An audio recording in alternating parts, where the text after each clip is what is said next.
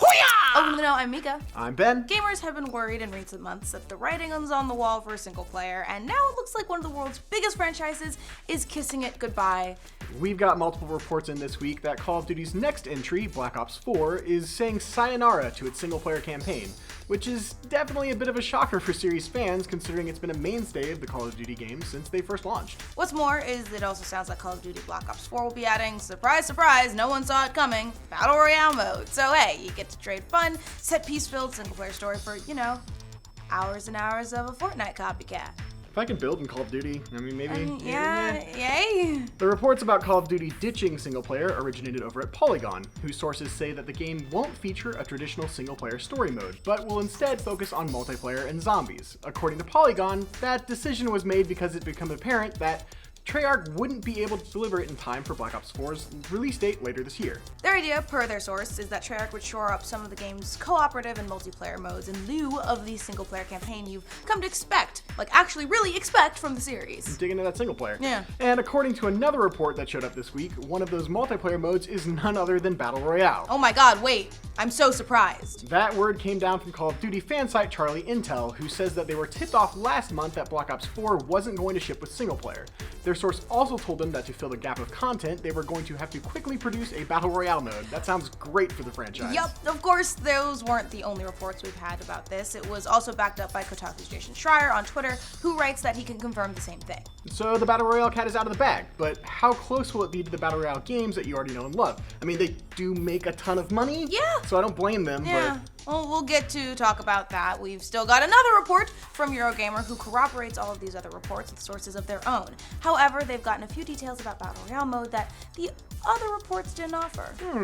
According to Eurogamer sources, Call of Duty Battle Royale is actually struggling to hit 100 players in development right now, and they're not actually sure if they'll be able to get it up to that by the time the game launches. Yikes! So you're taking out some stuff and you're putting in stuff that might not even be ready. Well, you don't have to be a fortune teller to look at how popular Battle Royale is in the industry right now to have predicted that something like this might one day come to a mainline Call of Duty game. Once again, not surprised. Nah. Previously, Activision said in a meeting with an investment firm that they'd likely pursue something like a Battle Royale mode in a future game. Naturally, Call of Duty was everyone's first guess as a destination, but very few people thought it would probably come at the expense of Black Ops 4's single-player campaign. Yeah. However, rather surprisingly, this doesn't sound like it's just some type of cash grab. It mostly sounds like a desperation move to make sure the game has as much content as it normally does. For many, the game's single-player campaigns have always been a staple of the series, with some of its biggest standout moments. Yeah. Interestingly enough, this gives another rumor about the Call of Duty series from last month a bit more perspective. That's when retail listings started showing up for Call of Duty Modern Warfare 2 Remastered, showing that the game was only $25 as opposed to Modern Warfare's Remastered's $40.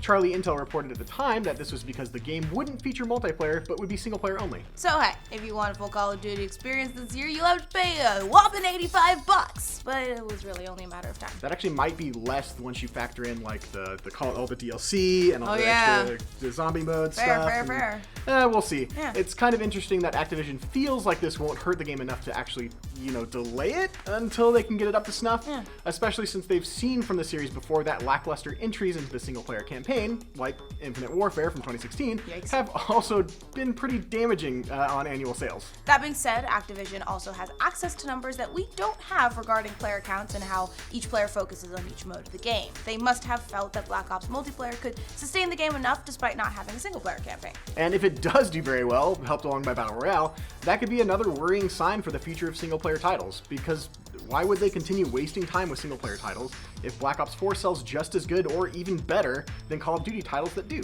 We've already had several warning shots fired at traditional campaigns over the last year, so we'll see how this one shapes up, and I'm so sorry for people who don't like playing with other people.